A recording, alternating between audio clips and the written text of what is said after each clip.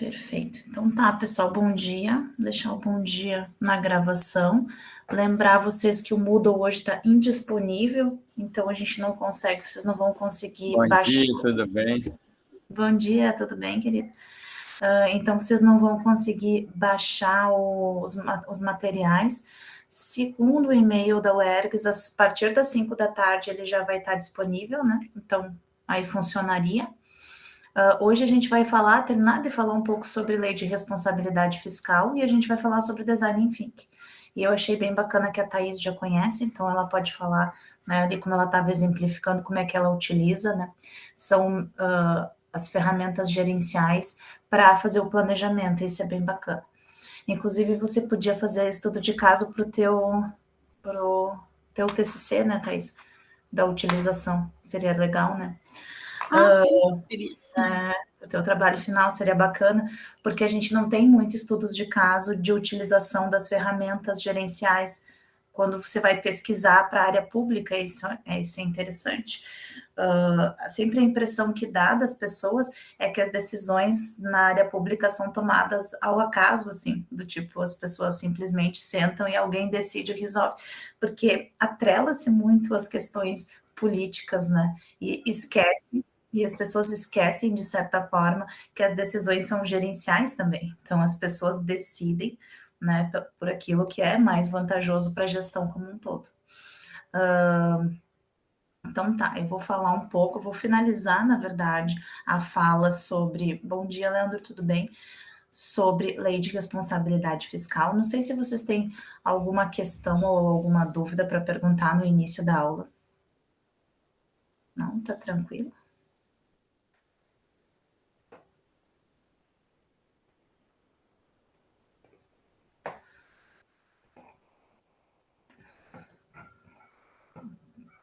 Essa vai um pouco mais rápido.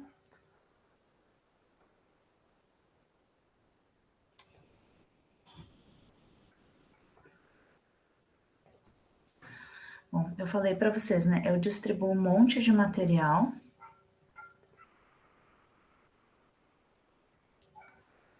Porque. Acho que princípios faltou.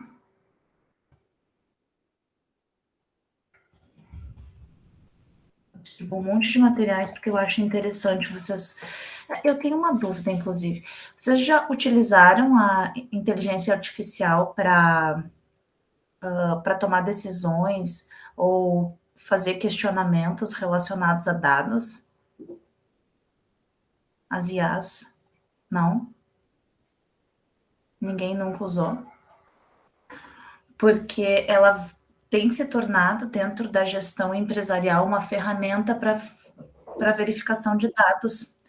E ontem eu tenho usado a IA, eu uso a IA não para elaborar aulas, mas eu uso para perguntar para ela se os materiais que eu recebo vêm dela, porque eu tenho receio dos meus alunos pedirem para eles colocarem trabalhos inteiros lá. Não sei se vocês conhecem a IA, se vocês não conhecem, depois eu passo para vocês a ChatGPT, né, que é a IA mais famosa, assim, da atualidade.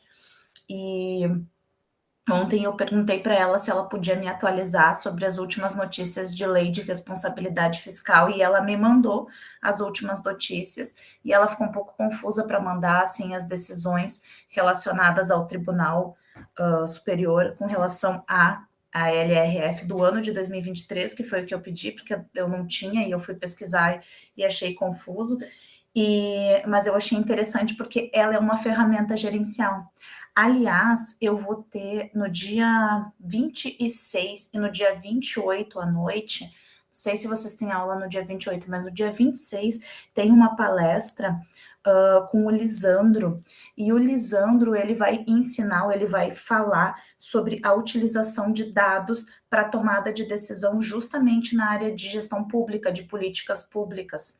E vai ser bem bacana, vai ser via Meet.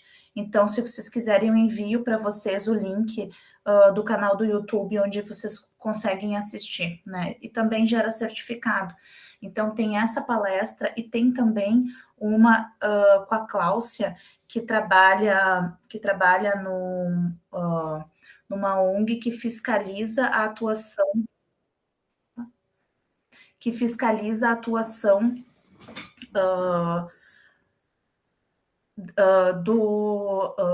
do judiciário com relação à efetivação. A palestra sobre o judiciário faz política pública, a atuação do judiciário com relação às políticas públicas, e é bem bacana também, porque a Cláudia vai trazer o caso e vai expor, né, os casos que eles têm lá. Ela pediu autorização, então é legal. As duas são na área de gestão pública, depois eu passo para vocês. Uma delas, inclusive, é uma das aulas lá da pós.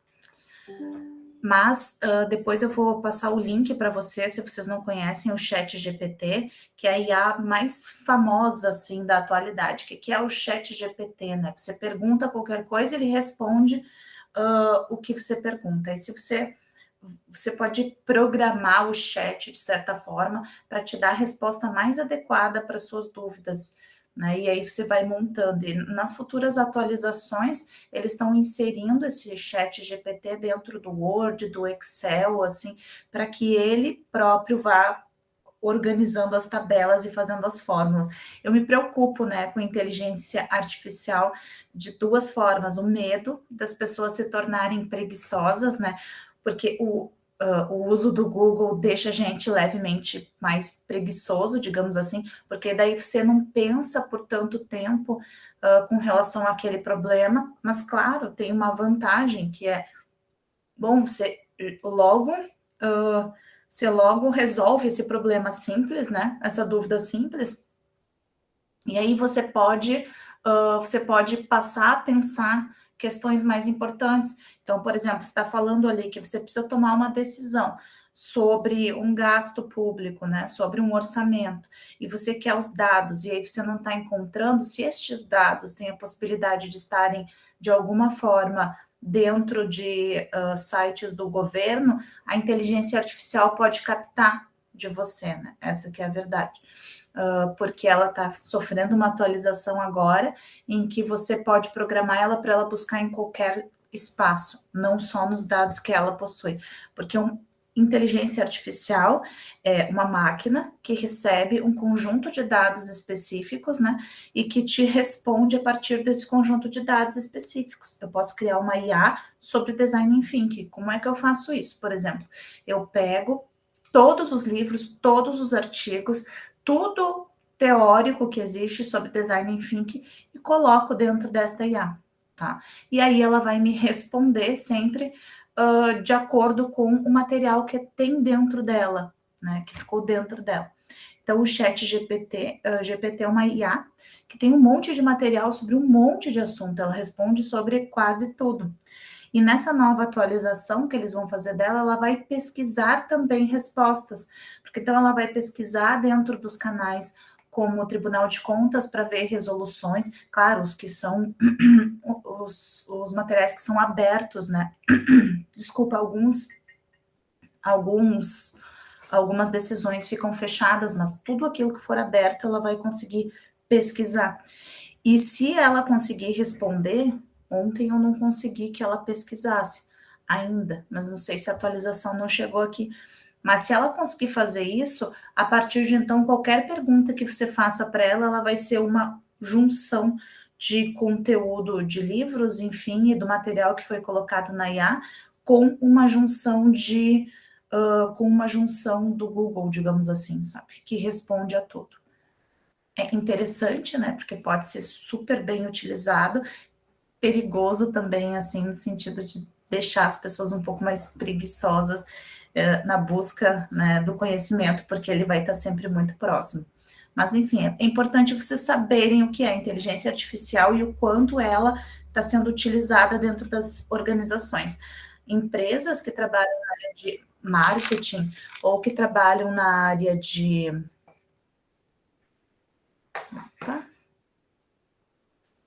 que trabalham na área de marketing ou que trabalham com inovação, tecnologia, já utilizam como substituição algumas funções dentro da empresa, né? E aí, menos empregos. Por quê? Porque eles tinham lá estagiários para revisão de texto.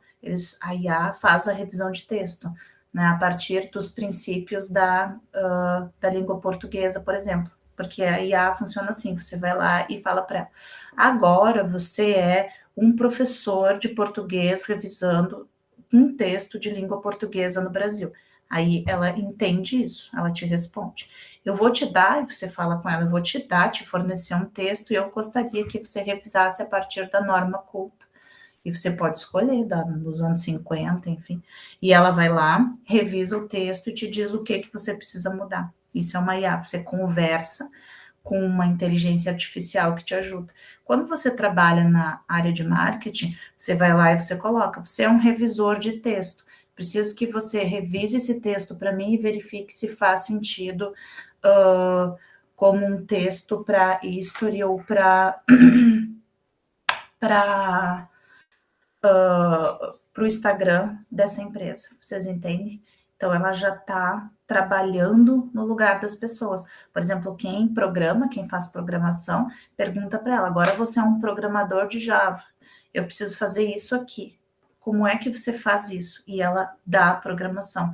E pelos testes assim que eles têm feito, dificilmente ela erra. É claro que você precisa, né, ainda de alguém para verificar se o que ela fez faz sentido e aí jogar dentro lá da programação que vai fazer funcionar um site, alguma coisa assim.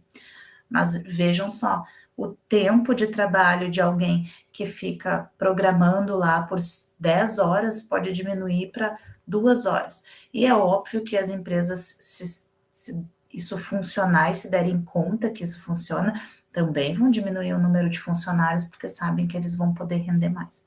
Então, os perigos, né, das novas tecnologias e o perigo dessa IA, por exemplo. Né, eu brinco com os meus alunos que uma IA pode substituir um professor? Bom, pode. Daqui a pouco tem um holograma de um professor dentro da sala de aula, né? E aí tem uma IA que você vai lá e pergunta, e você tem câmeras, ou você tem caixa de som que recebe as perguntas e ela responde, a inteligência artificial responde, você programa ela para dar uma aula, ela dá uma aula sobre um determinado tema e ela responde as dúvidas dos alunos. Então, tudo tem uma possibilidade de acontecer. Claro que vai depender de como é que as pessoas também vão ver, né, essa nova tecnologia, mas elas podem sim. Então, a gente tem, voltando para a lei de responsabilidade fiscal, os princípios, né, porque para finalizar, na verdade, a gente vai falar um pouco sobre por que ela, a gente falou sobre por que ela foi feita, né, a LRF, e aí os princípios que regem ela, de equilíbrio de receitas e despesas, responsabilidade fiscal, para limitar o empenho, avaliar bimestralmente a arrecadação, antecipalidade, que é a prevenção ou determinar a possibilidade de surgimento de despesas de execução orçamentária, transparência, que é permitir o acesso da sociedade à LOA e aos resultados, e a exatidão, que é utilizar a metodologia científica, então, para o cálculo da previsão da receita. Então, no que concerne a gastos com o pessoal, lá no artigo 19 dela, definia, já no caput, que para os fins do caput da 169 da Constituição, a despesa total em cada período de apuração em cada ente da federação não podia exercer alguns percentuais da receita corrente. Daí tem os percentuais de União, Estados e município, 50, 60 e 60. Aí, essa é uma questão, né? Dependendo do tamanho dos municípios e da quantidade de pessoas, acontece que ela limita a possibilidade de você efetuar novas contratações. Então, é importante observar que esses percentuais definidos pela LRF têm como parâmetro a receita corrente líquida auferida no período de apuração, isso é aquela que é efetivamente arrecadada no mês de apuração e nos 11 meses anteriores.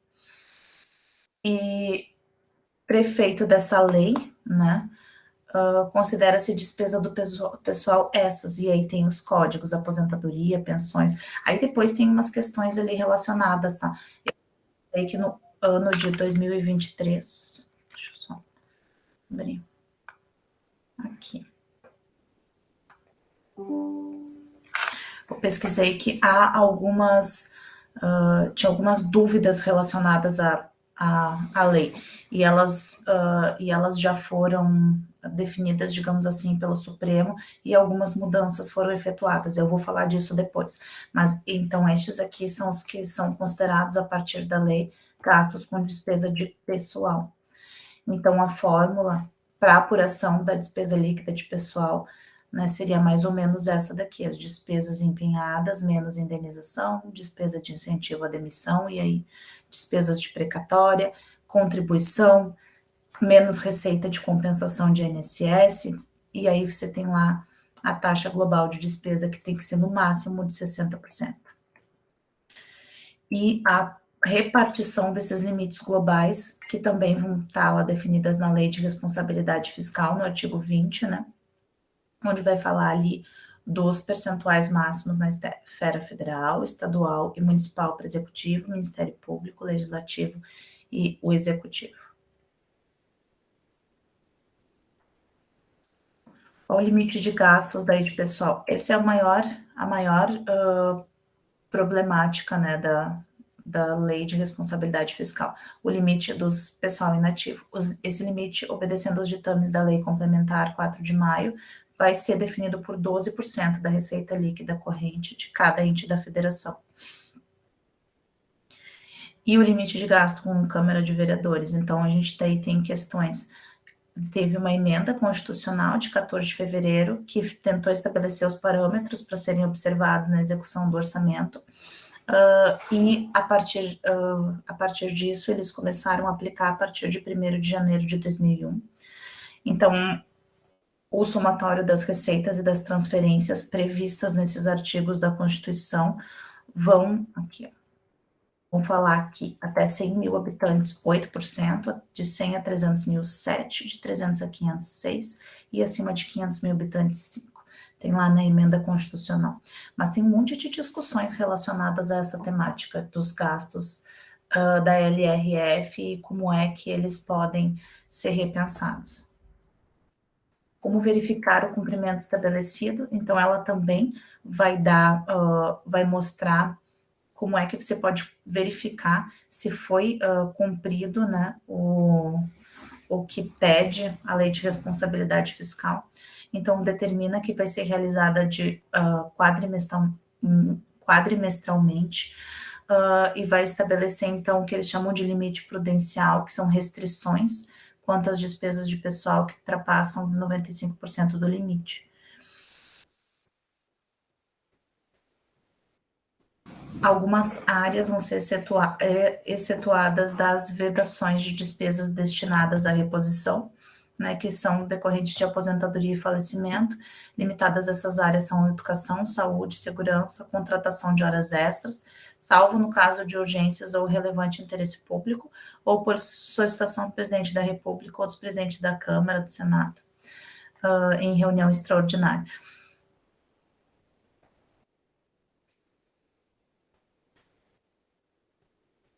Então, aqui tem algumas notícias lá do planejamento do período do Temer, inclusive, relacionado a isso, de propostas que foram enviadas para aumentar estes gastos, e aí tem um histórico disso, de como é que foi efetuado isso dentro do governo. Depois, até no final, eu vou falar sobre as novidades relacionadas a isso. Então, ela vai estabelecer a lei complementar, a LRF, as regras da gestão fiscal, e ela vai estar assentada, então, nos princípios de planejamento, que é a ideia de tornar indispensável racionalizar a ação do Estado, organizar os gastos, do equilíbrio das contas, né, e aí tem ali os exemplos da aplicação do princípio de cada um deles dentro dos artigos da referida lei. De controle também.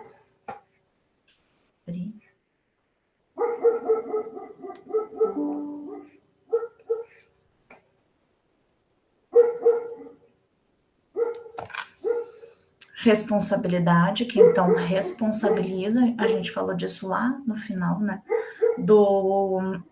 da aula de ontem, que vai responsabilizar o gestor público e vai dar sanções a ele caso infrinja a LRF. Então, a gente tem lá a responsividade, que é o princípio da responsabilidade, vem por isso, complementar o princípio da responsabilidade e ampliar os efeitos, além da legalidade estrita, é um princípio instrumental da democracia, uma vez que se destina a salvaguardar a legitimidade, ou seja, conciliar a expressão da vontade popular recolhida, democraticamente recolhida com a racionalidade pública. A ideia de que é preciso responsabilizar o gestor, porque ele é um representante da população, então ele precisa salvaguardar, digamos assim, o orçamento do município, do estado, do ente federativo. Então, a gente tem o princípio da transparência, né, que todos os gastos ou todas as contas públicas podem e devem ser apreciadas pela população como um todo. E aí vai ter um incentivo à participação popular, a realização de audiência pública ou processo de elaboração e discussão dos planos, que foi alguma coisa que a gente já tratou antes, o franqueamento de contas apresentadas pelo chefe de poder executivo, que pode, então, consultar e enviar para as pessoas, a ampla divulgação dessas contas públicas. Então, você tem lá sites de transparência do governo, onde você abre e você consegue ver a apreciação das contas de todos os lugares. Sem orçamento, mas com democracia. Então, instituições precisam ser preservadas e valorizadas, principalmente em tempos quando incidem crises políticas e econômicas em proporções enormes e sem precedentes. O orçamento público é uma instituição básica da democracia. E quanto mais a gente quanto mais a gente se preocupa em como é que os gastos acontecem e de que forma a gente responsabiliza o gestor em tese, a gente protege as instituições, porque a ideia é a proteção da instituição para a não falência do Estado, para continuidade, né, do governo. Para isso, então, que funciona. Aí lá no início de 2021 tem algumas modificações na área do direito público, a nova lei de licitações, que agora está sendo aplicada, né? Tem 2 alunos, eu não sei se tem alguém aqui que trabalha com licitações, tem 2 alunos meus que pediram para fazer o trabalho na nova lei de licitações, né? E eu até vou dar uma estudada para verificar e ajudar eles, porque eles estão agora implementando, que foi aprovada pelo Congresso, está aguardando sanção do Executivo, ao final do ano passado, foi sancionada. As leis complementares alteram 20 dispositivos dessa lei de responsabilidade fiscal. Né, as mudanças vão se somar às promovidas pela complementar de 2020, que instituiu o Plano Federativo lá de enfrentamento ao coronavírus e modificou a LRF em alguns casos de forma transitória durante a vigência de emergência de saúde pública e outras de forma permanente, porque quando tivemos o advento da pandemia e do coronavírus, a LRF foi modificada de forma transitória para as emergências de saúde pública e de alguma forma permanente. Alguém quer falar alguma coisa? Não? Não, professor. Só comentei que eu trabalho com licitação também. Ah, você também trabalha? E você já está... Luiz, né? Ah, tá ali, ó. Olá, Marlisa, tudo bem? Bom dia. E vocês tiveram treinamento? Você trabalha com licitação, você é pregoeiro ou você faz... Eu sou pregoeiro e participo da comissão de licitação. Não sou o presidente, mas faço parte da comissão. E quais as mudanças que mais afetaram vocês? É município, né, Luiz? Isso. O município está tentando instituir toda a estrutura que tem que ter na 14133, né, para a nova lei de licitações. A gente tem ali a figura de um agente de compras e licitações, que a gente ainda não tem, que teria que ser um servidor efetivo e tudo mais. E vocês fizeram o treinamento, porque teve um treinamento, né, palestras e eu verifiquei que agora não sei se foi o Estado ou o governo federal. Acho que foi o governo federal, Sim, não foi o sim. Estado. O governo Os federal municípios... fez 2 congressos há poucas semanas para explicar, enfim. Não sei se... Os municípios estão intensamente se atualizando dessa nova lei, tanto com escritórios lá, DPM e CDP e tudo mais, buscando cursos onde for, pela FAMURS também para A FAMURS tentar... também fez, né? É Sim, verdade. sim, a FAMURS tem também. Então, sei lá, tanto que ela foi prorrogada até o final do ano, a Sim, ela foi aplicação. prorrogada para implementação, né? Os Porque municípios menores ainda não têm estrutura, né?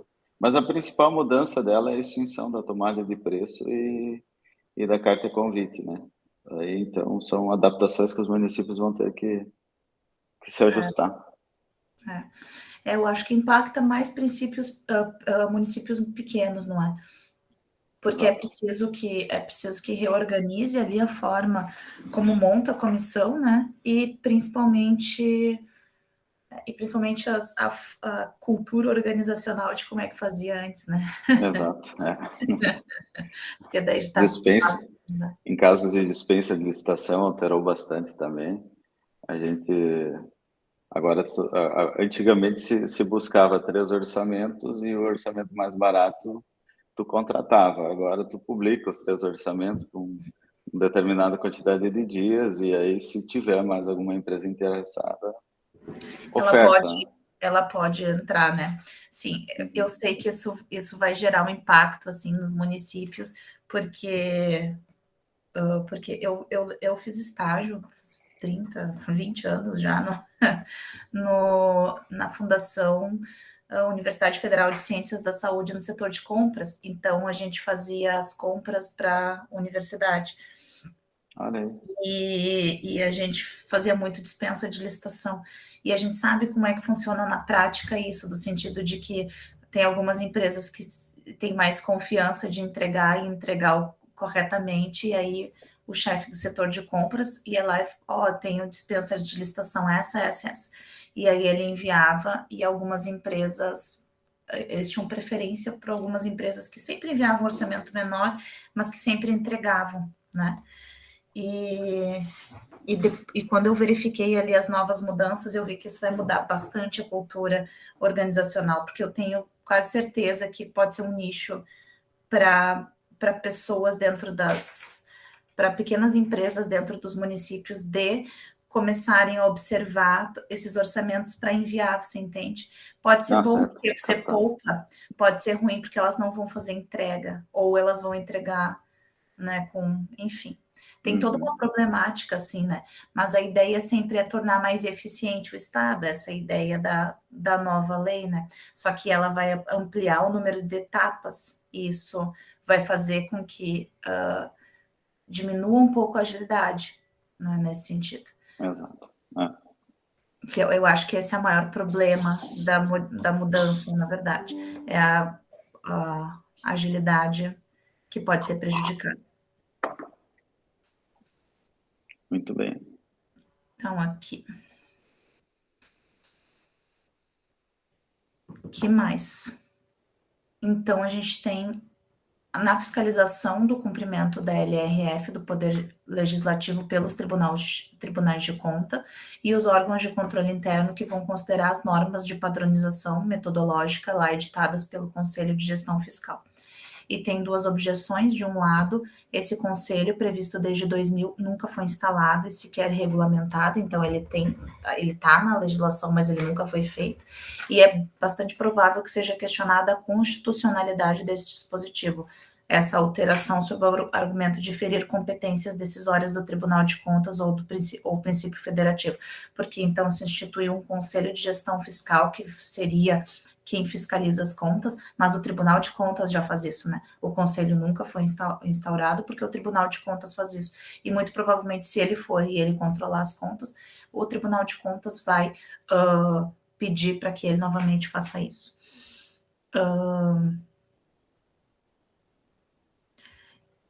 A lei complementar 178, então, tenta deixar mais robusta essa definição dos conceitos e reduzir margens de interpretação de gestores e controladores. Então, estabelece que para apuração de despesa total com o pessoal vai ser observada a remuneração bruta do servidor e não a líquida, porque tinha essas discussões de, então, a gente considera a remuneração líquida e não bruta, vedando deduções e parcelas de imposto de renda retido na fonte. Além disso, na verificação de atendimento de limites com despesa de pessoal, fica vedada a dedução de parcela custeada com recursos aportados para déficit financeiro de regimes de previdência. Então, outra alteração relevante que vai acontecer também é que os poderes e os órgãos deverão apurar de forma segregada para aplicar os limites próprios à integralidade das despesas com o pessoal dos seus servidores inativos e pensionistas, mesmo que o custeio dessa despesa esteja a cargo de outro poder ou órgão. E também foi concedido um prazo de 10 anos, a partir de 2023, para o retorno ao limite dos poderes e órgãos que estiveram em excesso de despesas de pessoal no final de 2021. Eles têm 10 anos para voltar aos limites anteriores. Bom, e aí a gente vai falar um pouco também da emenda constitucional 95, que é a emenda constitucional do teto dos gastos, que altera a Constituição Brasileira de 88 para instituir um novo regime fiscal. Bem, a emenda constitucional, inclusive eu coloquei ela ali na tela depois para vocês verem. A lei 13.291, lá em 2016, ela altera a meta fiscal do setor público, né? Ela foi publicada prevendo o déficit orçamentário de 170,5 bilhões, e a Lei de Diretrizes Orçamentárias, aprovada em 2015, previa superávit de 24 bilhões. A nova meta, né? E aí a gente tem as metas propostas. Qual é a problemática? Eu trouxe aqui, inclusive, a lei, se eu vou fechar. Aqui.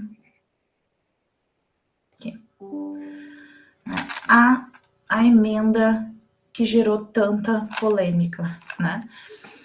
Qual é a polêmica relacionada à emenda constitucional 95 de 2016?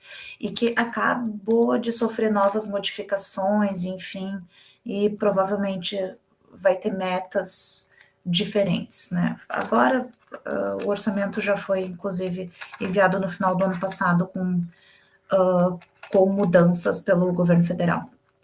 Quais são as questões que envolvem essa emenda constitucional aqui?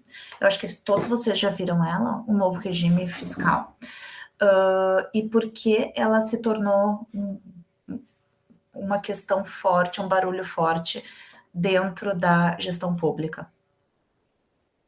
Vocês sabem disso, né? Vamos lá. Vou parar a apresentação por uns minutos. O que fez a lei de teto de gastos? Ela vai estabelecer limites individualizados para as despesas primárias do Poder Executivo, do Supremo, do Senado, do Ministério e da Defensoria Pública. E esses limites, né, lá no exercício de 2017, por exemplo, seriam exatamente os que foram pagos no exercício de 2016. E assim por diante. Ele vai estabelecer tetos, né? E ele vai estabelecer por um período longo. Por isso que essa lei gerou um desconforto gerencial dentro do governo, porque a partir dela, e logo depois dela, por exemplo, a gente teve aí o período de pandemia, certo? Então vamos pensar como gestores. O que aconteceu em 2020 na pandemia? Muito mais pessoas acessando os serviços públicos de saúde, certo? Mas você tinha um teto de gastos lá de governo federal, tá? Que daí eles fizeram, eles mudaram inclusive a LRF para utilização. Mas digamos que não tivesse efetuado isso, o que aconteceria? Você não consegue contratar mais pessoas de maneira emergencial, por exemplo. Eu não sei como é que foi na cidade de vocês, mas Porto Alegre, os leitos ficaram 100% ocupados, em vários locais da cidade, você era mandado de volta para casa para tratar em casa, enfim, porque não tinha mais, né? Faltou remédio, faltou profissionais de saúde, faltou basicamente tudo, assim. E aí o Estado, o município precisa complementar, porque ele precisa garantir que a saúde, né, é direito constitucional, seja ofertada para a população. Então, hospital de campanha, hospitais próximos, né? Quando você limita orçamento de saúde, educação, enfim, você gasta para manter o que tem e você decide que não vai investir. E aí que as pessoas começaram a criticar de forma muito intensa a PEC do teto de gastos. Essa é a discussão que envolve a PEC. Por isso, acho que esse é um dos maiores motivos. Já no ano passado, acho que no ano passado, logo que o novo governo foi promulgado e começaram a verificar as questões orçamentárias para esse ano, porque daí lembrem que o governo anterior federal é que deixou o orçamento pronto, eles avisaram, enfim, que fariam uma complementação, né, de bilhões para o orçamento deste ano, para que algumas áreas não ficassem de fora do orçamento. Ainda assim, por exemplo, na área educacional, os professores, enfim, reclamam que não há investimentos, né? Que os investimentos ainda não foram considerados dentro dos orçamentos do governo. Então, uma problemática da PEC do teto de gastos é essa, é que você pensa na manutenção ou naquilo que você gasta ao longo daquele ano e você não cria mecanismos de se fazer investimentos. Se você vai pensar assim, em comparação com gestão privada, a gestão privada jamais faria uma PEC de teto de gastos para ela, assim, por 20 anos, jamais. A não ser que ela tenha a possibilidade de fazer um número incrível de demissões e ela substitua por máquinas, enfim, e ela planeje que ela consiga manter metas orçamentárias, né? Mas dificilmente ela faria. Não sei qual é a opinião de vocês com relação a orçamento e a criar teto de gastos orçamentários sendo gestão pública.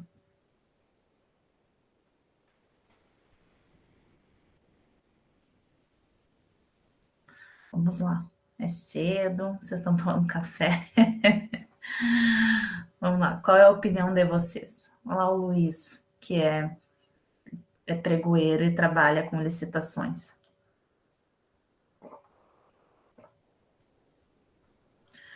Os produtos ficam mais caros, não ficam? Os produtos ficam mais caros. Se o teu orçamento é o mesmo, é o problema de você gerenciar a sua casa. Os produtos eles encarecem, os produtos encarecem e você tem o mesmo orçamento. O que você tem que fazer? Comprar menos? Mas quando você compra menos e você é gestor público, o teu comprar menos significa ofertar menos serviços públicos para as pessoas. Não é verdade? Porque o teu comprar menos não é trocar a marca, às vezes, daquilo que você compra, né? O teu comprar menos é comprar menos remédio, é comprar menos algum produto que às vezes é indispensável, não é? Então, Luiz, fala aí que você ligou a câmera, a tua opinião sobre o PEC de teto de gastos. Bom, prof, eu estou em análise à aula aí. Enfim, a PEC do teto, como a prof fala, ela limita muito. O que eu entendo do pouco tempo de fazenda aí do orçamento público? O orçamento público, então, é algo muito difícil de ser medido. Eu até brinco bastante com o nosso contador lá, de como é que antes de ter um sistema conseguisse controlar tudo isso, porque tu não tem uma previsão. A gente tem um limite de 54% de gasto com o pessoal, tem que aplicar 25% na educação e 15% na saúde. Então, te sobra muito pouco para investir. Aí, se a gente vai limitar, e essa discussão ela é bem ampla, né? A PEC do teto de gasto ela é bem ampla, eu diria que a gente não tem, assim, engessa bastante um pouco a questão o que vai investir, o que vai fazer a nível municipal, né? Os municípios acabam investindo mais com o que eles recebem de emenda parlamentar do que o que eles recebem efetivamente de valores do governo. Pode falar, Antônio. Bom dia, pessoal. Eu perdi uma parte da aula porque caiu a conexão aqui, eu fiquei fora da primeira parte da sua introdução. Mas pegando essa observação que o Luiz fez aí, e além dos 25 mais os 15, já são 40, mais 7 da Câmara, sobra 53 para tudo o resto. E daí um município que tem 90 anos, faz 90 anos agora em 1º de julho, e tem pensionistas inativos e mais os precatórios que estão aí na pauta, então diminui mais ainda a capacidade de investimento. Ontem a gente falava, eu falei, da diferença que ficou para os deputados. O meu orçamento é menor do que o orçamento de qualquer deputado. Então, tu imagina que aquilo que a prof disse é o que a gente faz. Tu tem que passar o Pires lá em Brasília, em tudo que é gabinete, para arrumar alguma emenda, para poder fazer algum investimento. Então, mas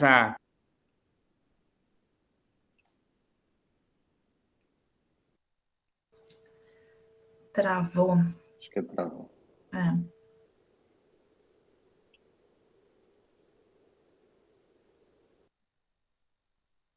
Mas seguindo a linha do Wilson, até ele retornar, prof, o município, a gente acha, e a comunidade em geral acha que o orçamento do município é algo gigantesco. Se fala lá, Pinheirinho do Vale, 34 milhões. Para nós, uma cidade de 4.500 habitantes é bastante. Mas grande parte desse valor ele é vinculado, vem de recursos federais. A prof falou muito sobre isso ontem. E a gente não consegue. Então, tu tem uma sobra muito pequena do recurso livre que tu vai fazer algum investimento ou outro. E é o caso, assim, só citar um exemplo agora, a gente vem, a região toda vem sendo assolada com uma grave crise hídrica, bastante seca, e são todos gastos extraordinários, tu não prevê isso aí no teu orçamento. Então, ano passado a gente gastou, numa mesma situação, a gente chegou a 700 mil reais em gastos apenas com a seca. E o que eu digo, prof? Causou um desequilíbrio no nosso orçamento que a gente teve que fazer uma recessão até o final do ano. E a gente não está falando de muito valor a nível do municipal, estamos falando de 700 mil reais. E então, sei lá, assim, a capacidade do município de investimento ela é muito reduzida. A prof comentou também que a UERGS se mantém com emendas parlamentares ontem. Me chamou a atenção que a prof comentou isso. Eu digo que o município é a mesma forma. O município se mantém com emendas parlamentares e a forma de conseguir desafogar um pouquinho, de certa forma, né?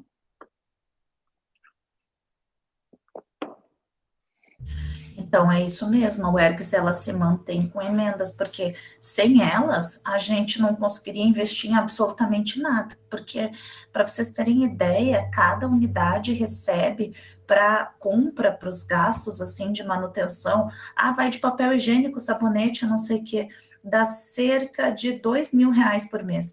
Vejam só, gente, para consertar um ar-condicionado, às vezes, ou dois, custa R$ 2.000. Então, assim, são escolhas bem difíceis. Tanto é que não raro, assim, os professores financiam os concertos, porque os alunos estão sem ar-condicionado e a gente não, vamos mandar arrumar. E aí a gente rateia os gastos e paga, porque a gente não tem de onde tirar, não tem orçamento, digamos assim. É bem complexo isso, assim. A gente ganha grandes orçamentos, por exemplo, nós ganhamos nós ganhamos junto com o Sintec, o programa Inova, porque daí nós entramos no Inova RS, aí nós ganhamos investimento para compra de retroprojetor, para salas, para organizar, enfim. Mas é só para isso, não é para manutenção, não é para nada. Então, ao mesmo tempo em que a gente ganha patrimônio, o nosso orçamento ainda é o mesmo para manter esse patrimônio que aumentou. Né? E aí aumenta a quantidade de coisas que a gente tem lá estragadas e que levam tempo para funcionar. Né? Então, a gente tem, por exemplo, agora, nós temos um problema lá na UERGS de Cachoeira que tem 3 salas que entram muita água quando chove. Então, nós temos 3 salas a menos, mas nós não temos orçamento para tirar isso. E a gente, na última emenda, a gente fez o elevador, né? Porque a UERGS não tinha elevador, são 3 andares sem elevador. Como é que você tem uma universidade sem elevador? E nós tínhamos alunos que tinham deficiências, pessoas com deficiência PCD, com dificuldade de subir a escada. E a gente não tinha elevador. Então, foi feito o elevador lá, só que a gente só podia fazer elevador. Porque aí você sabe como é que funciona, a emenda é dirigida para um tipo de investimento. É o elevador e a reforma da parte de trás. É só aquilo. E aí o resto... se vira com a prestação de conta, porque se tiver alguma coisa fora depois... É um terror, aí improbidade. Exatamente. Então, assim, aí o teto continua entrando água. Então, assim, por exemplo, a gente pinta a universidade como? Os professores rateiam a compra de tinta e a gente pede para o quartel para que eles emprestem os meninos lá que entram, os soldados, e eles vão lá e pintam para a gente. A gente já teve centro acadêmico pintando a universidade. Os alunos. É a realidade. Porque a gente não tem investimento. Né? É assim, quando você fala, né? Não tem investimento. Você tem um prédio, porque lá nós temos prédio e tal, mas você não tem orçamento para melhorar ele. A nossa maior preocupação é a chuva agora. Então, assim, tem a seca para nós, ela está funcionando bem, porque se chove, a gente fica com 3 salas a menos dentro da universidade. Né? Só que vai chover, uma hora vai chover, e aí como é que a gente vai fazer? A gente vai cancelar as aulas porque tá chovendo dentro da sala de aula. Então, assim, são os dilemas, assim, né? Então, eu acho, minha opinião, PEC de teto de gastos muito perigosa quando você trabalha no setor público. Eu acho que o setor tem que ser, a gestão pública tem que ser eficiente, eu acho que ela tem que ser eficaz, eu acho que ela tem que cumprir com objetivos, eu acho que ela tem que possuir metas, e eu acho que ela tem que ser fiscalizada, e eu acho, né, que, porque mesmo com tudo isso, a gente tem a problemática, né, por trás de tudo, que gera essas leis, que é a corrupção, né? Corrupção é o problema que faz com que seja cada vez mais fiscalizado. Mas eu acho que o governo precisa investir, né? Porque eu não posso exigir dele sem que ele invista. E sim, às vezes eu acho que ele toma decisões erradas com relação ao investimento. Há um tempo atrás eu vi o secretário anterior de Inovação, Ciência e Tecnologia, né, que eles fizeram um acordo com a UX e mais 2 universidades lá da Serra, privadas, e essas universidades ganharam um investimento de 10 milhões do governo para montar laboratórios, enfim, e trabalhar na área de inovação. E aí, eu lembro que eu sou o tipo de professora que fui lá, enchi de comentário no LinkedIn do secretário de Inovação e Tecnologia, eu conheci ele, do tipo, e a UERGS? A UERGS é estadual e ela não ganhou R$1, ela não ganhou 1 milhão para fazer absolutamente nada. A gente tem que pedir emenda parlamentar para deputado para conseguir se manter, e aí o governo vai lá e dá 10 milhões para as universidades privadas, né? E é complexo, assim, é bem complexo, porque são escolhas governamentais, né? Provavelmente eles estão recebendo pressão dessas universidades para ter esses investimentos, mas ao mesmo tempo a universidade que é pública não está recebendo eles. Então fica aí, né, o problema para os gestores públicos que estão aqui tentar resolver de certa forma. Eu acho bem complicado, assim, bem complicado. Inclusive, assim, uma outra questão que eu ia perguntar para vocês é o seguinte, a gente não vai entrar, né, ou não vai discutir questões relacionadas à corrupção. Tem um professor na UERGS de economia que tem uma tese sobre corrupção, Então, ele fala o custo da corrupção, e ele é funcionário da UERGS e funcionário do DAER, né? É DAER ainda? É DAER, é. E porque na UERGS há essa possibilidade, você pode não ter dedicação exclusiva e ter um outro trabalho, um outro emprego, inclusive na mesma esfera. E eu vou passar para vocês a tese dele, porque é bem interessante, assim, sobre o custo da corrupção e o que tem a ver a corrupção com a cultura organizacional, cultura brasileira. Tem um livro que eu gosto bastante, inclusive, que chama O Jeitinho Brasileiro, que é da Lívia. Vocês conhecem o livro? Já ouviram falar? Né? E aí, é da área de antropologia, mas O Jeitinho Brasileiro vai expor um pouco as práticas do cotidiano que refletem na corrupção no futuro. E isso eu acho bem interessante, assim, o quanto a gente faz pequenas corrupções de forma normalizada dentro da sociedade, e o quanto a gente julga quando os números dessas pequenas corrupções que a gente comete, elas são vistas, né, elas são bem maiores na tela, digamos assim. É bem bacana. Da Lívia Barbosa, é o livro, chama O Jeitinho Brasileiro. Acho que vale a pena, assim, é da tese dela, inclusive. Então tá. Finalizadas essas questões, a gente vai falar agora do último tópico da disciplina, né? Que pula de novo para a área de planejamento, que é Design Thinking. Design Thinking é uma metodologia de aplicação de ferramentas da área gerencial. Então, assim, é uma forma de você aplicar vários tipos de ferramenta para a área gerencial. É uma inovação, digamos assim, embora a metodologia seja bem antiga, ela seja utilizada há um tempão. Mas é uma inovação no sentido de trazer agora pouco tempo para a área de gestão pública, tá bem?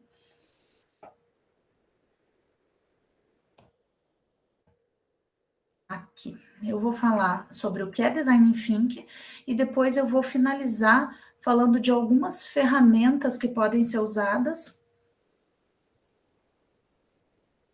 para planejamento também. Eu vou disponibilizar, inclusive, para vocês os slides das ferramentas, de como é que elas são utilizadas, tá bem?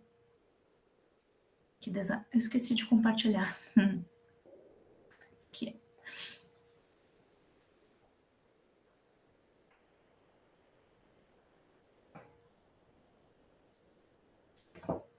Pronto.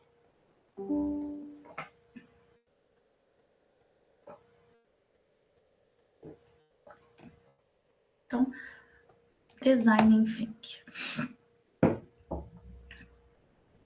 Lá no início eu tenho uma nota relacionada a isso, que em 2020 mais de 75% das 500 maiores empresas vão ser empresas que nós não conhecemos hoje, né? Então, essa é uma questão interessante. E o dado é de 2016, tá? Em 2016, o dado era esse: 75% das 500 maiores empresas vão ser empresas que nós não conhecemos. Isso significa duas coisas. Significa que as empresas são criadas e morrem muito cedo, e significa que são criadas muitas empresas de forma bastante acelerada. Vamos pensar nas maiores organizações que nós temos hoje, as mais famosas. Eu acho que só a GE, se eu não estou enganada, das 10 maiores empresas do mundo, acho que tem a GE, eu acho que a GE é a única que é centenária, que ela tem 100 anos. Né? Aí, inclusive, o Wilson falou, né, que o município tem 90 anos. Os municípios, eles são centenários, né? Eles estão há 100, 150 anos, 200, acho, 200 já o Rio de Janeiro, né? Festejou 200 e alguma coisa. E as empresas não. A gente tem, a maior parte das empresas da atualidade são novas, né? Elas são tem ali pouca idade. E isso acontece muito porque os empresários, eles abrem empresas, eles fazem muito dinheiro com essas empresas, e essas empresas fecham dali um tempo. Por exemplo, o Twitter, o ano passado, foi comprado, não foi?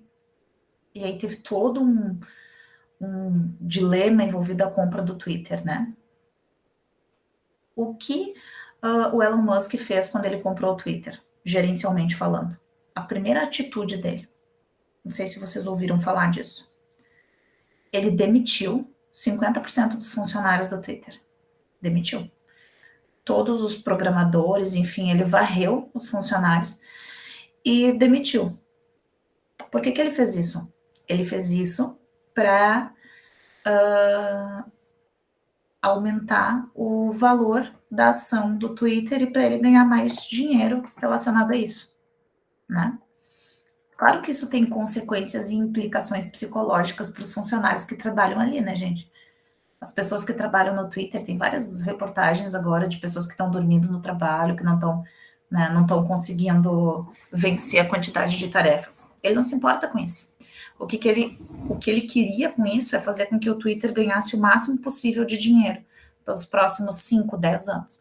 Daqui a uns 5, 6 anos, ele vende as ações dele, elas vão estar em alta, e aí todas essas pessoas que foram demitidas e que vão começar a processar por assédio moral, enfim, a organização, elas vão entrar com ações essas ações vão começar a fazer com que a empresa perca valor daqui a uns 10 anos, e é o momento que ele sai, né? O momento que ele larga a empresa.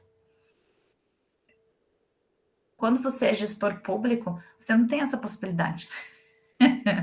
Você não pode planejar ganhar muito pensando na possibilidade de que você vai falir com o empreendimento dali a algum tempo, porque você migra para outro. Vocês entendem a diferença de administração privada e administração pública nesse sentido? Você tem que seguir, você tem que ter uma gestão perene.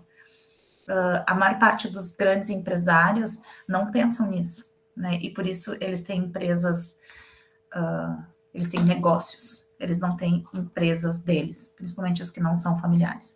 Eles têm negócios e eles lucram o máximo possível com os negócios durante um período. Depois eles simplesmente fecham e vão para outro, ou eles declaram falência, tá? Design Thinking é uma metodologia que não é nova, tá? E que ela foi inspirada nas ideias do Steven Heller lá dos anos 70, né? E é uma forma diferente, ou ela dá ideias de formas diferentes de se fazer planejamento. Então, para conseguir alcançar lá um futuro diferente, precisamos primeiramente de mudança de comportamento. É por isso que o design mais importante é o invisível, aquele que trata de crenças, hábitos, valores e sistemas. É interessante isso, né? Sim, para a gente alcançar um futuro diferente, a gente precisa de mudança de comportamento.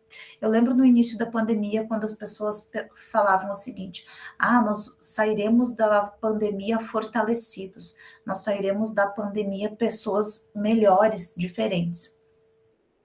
Isso aconteceu de fato?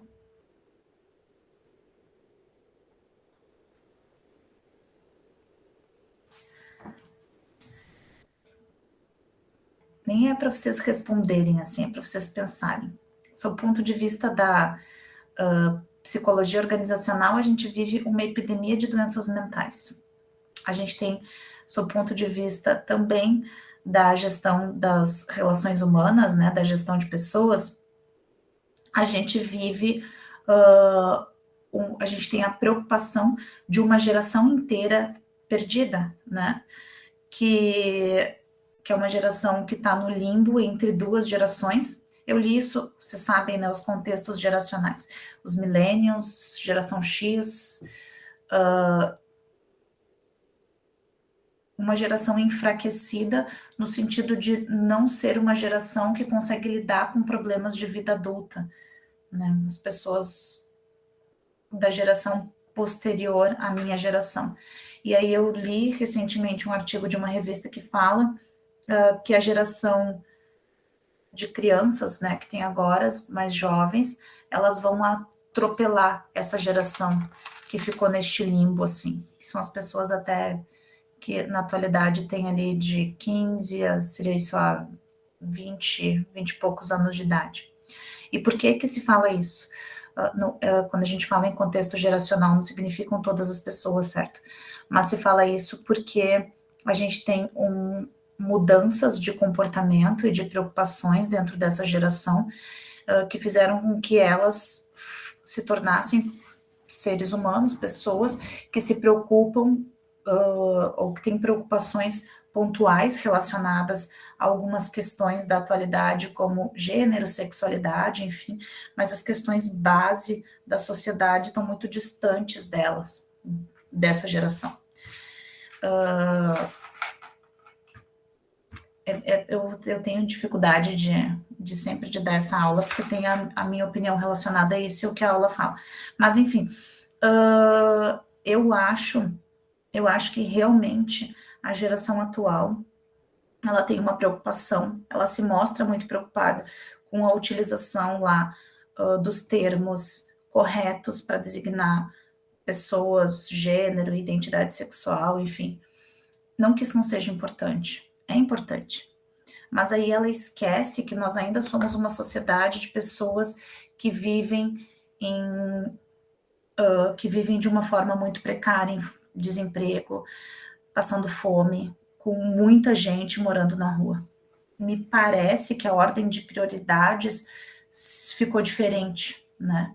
E essa ordem de prioridades que ficou diferente me parece um reflexo daquilo que é mais fácil lidar.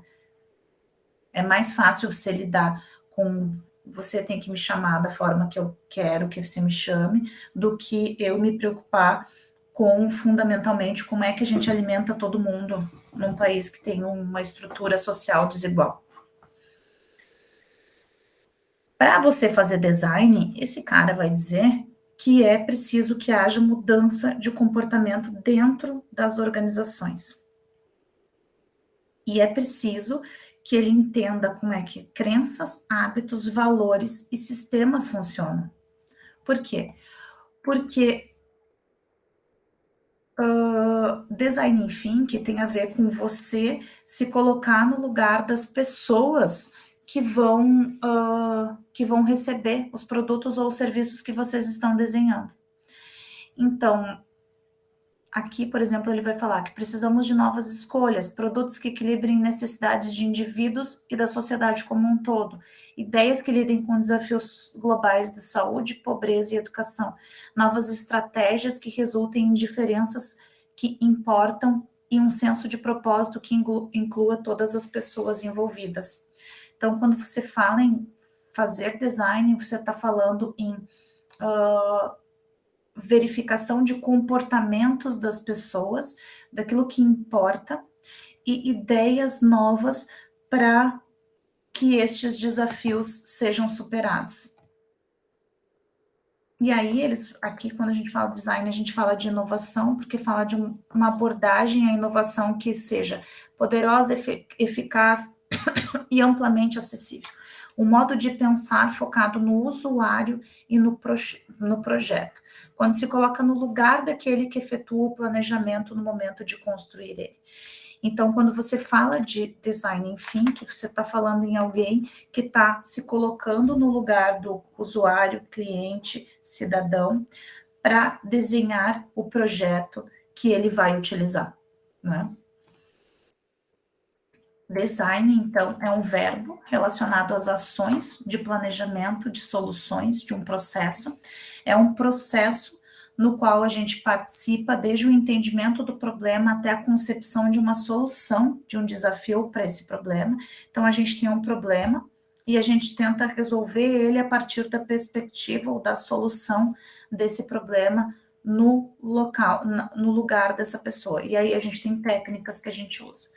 Então, ao longo dos anos, o design expande esse escopo dele e ele começa com o meio de ajudar as pessoas a se comunicarem, né, de uma forma mais simples, e aí depois ele começa a pensar de certa forma, de uma maneira diferente. Design Thinking é uma metodologia que foi inicialmente proposta para desenho de produtos, não de serviços, de produtos. Lá nos anos 70, quando eles começaram a construir arquitetonicamente móveis, enfim, diferentes, eles trouxeram a metodologia de, tá, a gente precisa verificar se as pessoas estão gostando disso, então vamos sentar, vamos experimentar, vamos se colocar no lugar delas. Essa é a origem da ideia, né, do conteúdo criado a partir de Design Thinking. A partir disso, ela começou a ser utilizada dentro das organizações para criação, basicamente, de produtos, para criação de ideias, e depois disso, bem recentemente, dentro da gestão pública, para efetivamente a construção de projetos. Quando você começa a pensar o projeto a partir da análise de como é que o usuário vê a utilização desse projeto. Então, a gente pode pensar da seguinte forma: o projeto eu quero, lá em um determinado bairro, eu quero entender, e aí, olha, a gente acabou de falar de orçamento, é difícil de falar isso, mas assim, eu quero construir, eu preciso construir 3 escolas, tá? O município expandiu, aumentou o número de pessoas, enfim, nós precisamos construir 3 escolas. A gente tem um déficit na área de educação dentro desse município e a gente precisa decidir o melhor local para isso. Né? A gente precisa decidir, esse é o problema. A gente precisa decidir o melhor local para a implantação dessas escolas dentro daquela zona lá. Vamos pensar aqui em Porto Alegre, dentro da Zona Sul. Onde é que a gente vai fazer isso? E aí, e aí a metodologia utilizada para esse projeto, né, que é a criação das escolas, é Design Thinking. Aí a gente tem a Thaisa aqui que usa, e aí ela vai poder falar como é que ela usa também, porque ela falou no início da aula, eu acho que nem todo mundo ouviu. Mas como é que a gente faz isso quando a gente pensa em Design Thinking? Como é que a gente pensa nisso? A gente pensa nisso se colocando no lugar do usuário, no sentido, ok, nós temos que construir 3 escolas. Primeiro dado que eu posso pegar é a densidade de população. Quais são os locais onde tem a maior densidade de população de famílias com filhos em idade escolar? Aí você faz um mapa lá da zona sul da cidade, coloca dentro desse mapa os bairros ou os locais onde tem o maior número de população e idade escolar, pré-escolar que seja, e você começa a pensar a partir daí onde é que você podia localizar as escolas. Mas não é só isso, você precisa de local, de terreno.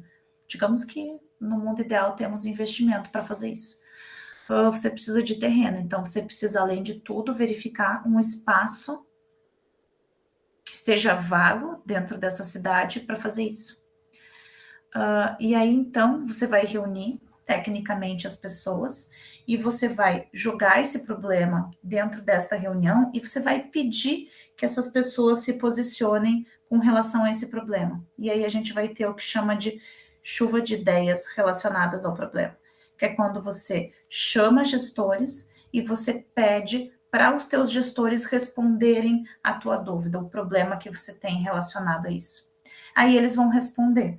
Quando eles respondem isso, você vai pegar essas respostas, vai colar todas, né, todas numa parede, digamos assim, dá para fornecer post-it, por exemplo, colar todas numa parede, vai fazer com que todos eles verifiquem as ideias dessas pessoas.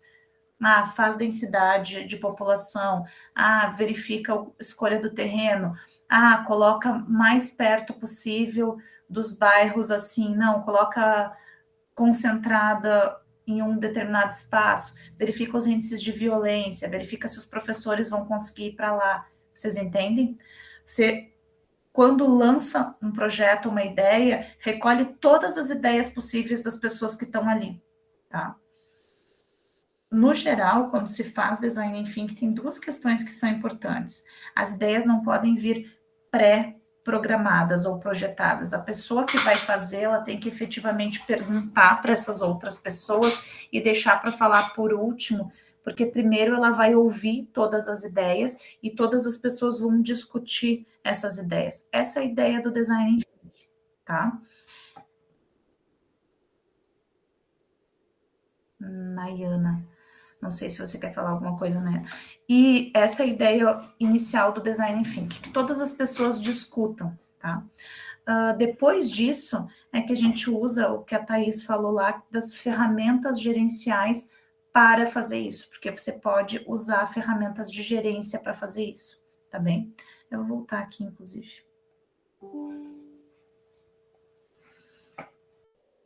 Mas a ideia do design thinking, que aqui está falando, né, que ele inicia de forma industrial para fazer coisas físicas como produtos, e ultimamente ele é relacionado para resolver problemas organizacionais complexos de negócios, organizações, educação e governo.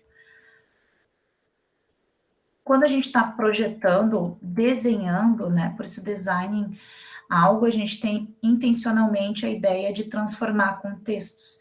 Então, são transformações que estão ligadas às pessoas. E o design thinking acaba sendo um modelo mental que engloba esse pensamento, né, mais pluralista e o pensamento sistêmico para construir futuros melhores. Na prática, o design thinking é uma abordagem que é centrada no ser humano, que acelera, então, a inovação e soluciona problemas complexos, porque você centraliza as respostas naquilo que as pessoas que vão receber o serviço vão pensar com relação a ele. Então, ele bate a barreira de hierarquia e de pensamento, por conta disso que eu falei. Quando você traz uma ideia, você procura captar de todas as pessoas qual é a melhor resposta para o problema que você tem. E você não cria barreiras e traz o problema resolvido. Não, a gente vai fazer isso, nós já decidimos que vai ser aqui, aqui, aqui. Você coleta das pessoas que trabalham nesse mesmo ambiente todas as informações possíveis para daí, então, resolver este problema. Então, ele oferece espaço para que essas ideias aconteçam sem pré-julgamentos, fazendo com que o cérebro seja forçado a sair dessa zona de conforto, porque você tem que ouvir as pessoas, é isso que faz o design thinking. Você tem que vir com o problema, mas não trazer as soluções e deixar com que as pessoas falem sobre eles. Mas, olha, isso é difícil de fazer. É como quando eu pergunto para vocês de alguma coisa e vocês vão responder. No geral, as pessoas, quando vão responder, elas respondem pensando o seguinte: o que é que ela quer que eu responda? Qual é a resposta que ela quer que eu dê para isso? E elas não vão simplesmente falando tudo aquilo que vem na cabeça delas. E a ideia do design thinking justamente é essa: é que as pessoas falem, né, tudo o que tem a ver com esse problema. Então, a ideia é a seguinte: a problemática da escola. Eu preciso construir uma escola. Eu posso partir de ideias gerenciais, sentar com a gerência e instituir as regras, né? Ou o que a gente vai fazer para a construção da escola. Ou eu posso sentar lá e falar, quero construir 3 escolas, e deixar com que as pessoas falem, e aí os problemas surjam, e aí as soluções surjam dos problemas, e alguém só anota toda a conversa que está acontecendo ali. O que se fala dessa metodologia é que quando você dá liberdade para que tudo seja dito, as pessoas conseguem mais facilmente resolver os problemas, né? Por quê? Porque a partir daí você vai ouvir todas as opiniões. Vai ter alguém que vai falar, mas se a gente colocar em tal lugar, a escola, a gente pode ter um problema porque tem muito trânsito para chegar naquela região, e aí é um problema de como é que a gente vai deslocar os carros da cidade para aquela região, e então como é que vai ser organizado, né, o trânsito, e a gente não tem como desapropriar as casas para duplicar a rodovia até aquele ponto. Então, são várias questões que envolvem a construção lá de uma escola. Vamos diminuir para uma escola, por exemplo, numa região, tá? Se você chama só o planejador lá da Secretaria de Educação, ele vai pensar só sob o ponto de vista da Secretaria de Educação. Agora, se você chama o cara dos transportes, o cara da educação, o cara do planejamento, o cara da economia, o cara do orçamento, cada um deles vai falar o problema relacionado à ideia que você tem. E a partir disso, você vai planejar melhor. Essa é a ideia do Design Thinking, usando para dentro das organizações, de verdade. Que é, você utilizaria, então, todas as diferentes ideias, né, as diferentes visões de um problema que você tem para tentar resolver esse problema. Então, vai falar o seguinte, que ele vai oferecer espaço para que as ideias emerjam sem pré-julgamentos. Então, a ideia, quando você põe na prática, é a seguinte, você vai lá e coloca um problema num quadro, tá? Se você é a pessoa que está organizando a construção de ideias através do Design Thinking. Você distribui um monte de post-it para as pessoas que estão ali sentadas de cada secretaria. Você fala, nós precisamos resolver este problema aqui, a gente tem que construir uma escola e a gente tem que decidir a região onde vai ser construída. Cada pessoa vai escrever lá nos post-its ideias relacionadas àquilo que precisa ser pensado. E aí todas vão ser coladas num quadro. Depois, essas mesmas pessoas vão olhar essas ideias e vão revisar. Elas vão olhar, mas isso aqui que ele colocou não faz sentido por causa disso, isso não faz sentido por causa daquilo. É uma revisão constante de ideias. Aí, depois dessa revisão de ideias, as pessoas vão lá, as pessoas que tiveram as ideias revisadas, vão lá e vão justificar porque elas manteriam a ideia original delas, ou elas vão mudar, porque elas talvez não tivessem pensado nisso. É um ciclo, né, de geração de ideias. Depois desse ciclo, o que vai sair dali são os princípios norteadores, digamos, da ideia, que é como é que você vai planejar a partir disso. E aí sim você usa as ferramentas gerenciais. Vocês entendem? O Design Thinking é a metodologia para você pensar nas soluções. Depois você vai usar matriz fofa, você vai usar qualquer ferramenta que a gente inclusive viu lá na aula sobre planejamento estratégico gerencial. A gente vai usar qualquer uma dessas ferramentas para fazer depois. Mas o Design Thinking, ele tem a ver com a forma como você estrutura as ideias iniciais. Vocês entenderam mais ou menos como é que a gente faz isso na prática? Eu vou abrir para ver.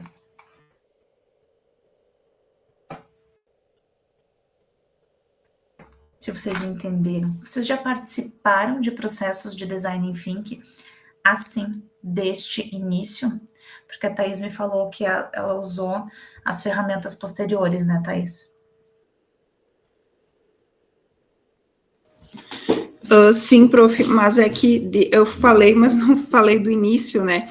Tá. Como ele era, a gente fez o curso e multiplicou, né, específico para o programa da Rede Bem Cuidar, que é um programa estadual, né? Mas, na verdade, era para instigar o grupo, né, de profissionais que trabalham com o programa a pensar, né, como a prof falou, de forma livre, sem julgamentos, né, e principalmente que todas as vozes importam, né, então, por mais maluca que pareça a ideia, né, sempre ser considerada e ser colocada. Nós trabalhava também com post-its, né, como o treinamento foi online, porque era ainda bem forte a pandemia, a gente utilizava a ferramenta por exemplo, uma nuvem, o PowerPoint compartilhado, né, a gente usou o Miro também, que é uma tela, né, que todo mundo poderia estar mexendo ao mesmo tempo, né, bastava estar logado. Então, na verdade, assim, por exemplo, bom, o nosso problema aqui é não ter carga horária protegida para fazer reunião de equipe, né, que foi um dos problemas de algum dos municípios, né, então eles utilizavam, daí a partir disso, do que eles tinham visto como uma das dificuldades deles conseguir organizar o trabalho ou de estar cumprindo as metas do programa. Então, a partir do problema que o grupo definiu, né, eles criavam o How Much We, né? Por exemplo, assim, como poderíamos ter carga horária protegida para a reunião da equipe? Então, eles definiam, daí, por meio de votação, claro, né? Por exemplo, se tinham mais que um problema, daí era feito um mapa de calor, né? Que a gente chama deles votar. Bom, tivemos 3 problemas. A gente não tem carga horária protegida para reunião de equipe, não temos carga horária protegida para educação permanente e não possuímos equipe mínima. Né? Então, a gente sempre trabalhava também no que estaria no alcance daquele grupo de resolver. Né? Então, por exemplo, não ter equipe mínima, né? Era um problema, só que depende da gestão, por exemplo, de gestão municipal, do executivo, legislativo aprovar a contratação de novos profissionais. Então, isso estaria ao alcance dos profissionais daquela equipe? Não. Então, eles já eliminavam o problema que não estava no alcance deles de resolver. Aí, se tinha mais que um problema, eles faziam a votação no mapa de calor. Aí, o problema, né, o mais comum a todos, né, a opinião, eles seguiam adiante para utilizar as outras ferramentas. Então, como poderíamos, aí depois disso, eles utilizavam também, às vezes, uma pesquisa de mesa, que seria pesquisar publicações que já existem sobre aquele tema, né? Então, eles também definiam os usuários, né, quem ia ser o sujeito central. Às vezes eles faziam também entrevista, né, com esse sujeito, ou seja, com os outros profissionais, e eles apresentavam. Então eles iam fazendo uma linha do tempo, né, dentro do programa. Então eles também faziam, como a questão do design tem muito a questão da empatia, né, então, eles faziam também, alguma das ferramentas era o mapa de empatia, era a persona, era a jornada do usuário, que seria a jornada dessa persona que eles escolhiam, né? E também essa questão, bom, temos um problema, né? Então, vem o brainstorm, que seria uma chuva de ideias, né? Que seria através do EC, né? E se definíssemos uma data para fazer a reunião da equipe. E se convidássemos a gestão municipal para participar da reunião da equipe. Então, todas as ideias importam nesse momento, né? Por exemplo, e se tivéssemos lanche em toda a reunião? Parecia uma coisa boba, só que é para ser considerado, né? Não é para tentar silenciar ou abafar alguém que dá uma ideia que parece ser mirabolante, né? Então, é o momento de se escutar todas as vozes. Aí, depois de toda essa chuva de sugestões, normalmente eles utilizavam a ferramenta da matriz de priorização, né? Então, eles faziam de novo um mapa de calor, né, para ver qual EC ali era o mais comum a todos, e depois no mapa de priorização eles acabavam elencando, né, por exemplo, o que teria um esforço pequeno, mas um impacto grande, ou o que teria um esforço grande, mas um impacto pequeno. Aí, por meio dessa matriz, eles elencavam qual ideia, né, de solução eles iam dar continuidade. Aí, em cima dessas ideias que eles escolhiam para dar continuidade, aí eles faziam, por exemplo, o plano de ação, que seria o 5W2H, né? Que seria... Isso. É a ferramenta gerencial para você criar o plano que você vai usar. Isso, tipo, o que fazer, como fazer, quanto vai custar, onde vamos fazer, né? Então, é toda uma jornada, né? Quando eles tiveram que aplicar isso, provavelmente eles não começaram e terminaram no mesmo dia, né? Então, é algo que vai se construindo, né? E, claro, pode ser reavaliado. Por exemplo, às vezes chegou depois da persona, por exemplo, depois da jornada do usuário, que eles viram que esse problema não era um problema deles, do grupo, mas quando eles foram... Não era geral. Quando eles foram entrevistar outras pessoas, eles viram que as outras pessoas não viam isso como um problema. Aí, então, eles voltavam e reformulavam o problema, né? Então, é um caminho que não tem só a ida, né? Às vezes tem que estar voltando umas casas para conseguir estar reconstruindo. Eu acho uma ferramenta bem bacana para ser utilizado, e ela é dinâmica, né? Então...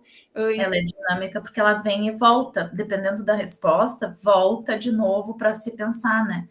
Tá, beleza? Eu achei ótimo o exemplo que você deu, Thaís. Você tem 2 ideias aí, que tanto a aplicação da ferramenta como contar, né, sobre como é que se deu o processo de design thinking na secretaria, porque é muito bom, assim. E é bem isso aí que falou, são 3 fases, né, que funciona o design thinking: empatia, colaboração e experimentação. A empatia é ser chuva de ideias, o brainstorm, que é quando você faz com que as pessoas todas tenham a oportunidade de falar sobre um determinado problema. Então, e o ideal é que você traga pessoas, dependendo do teu problema, de todas as áreas possíveis que são implicadas com aquele problema, né? Todas as pessoas.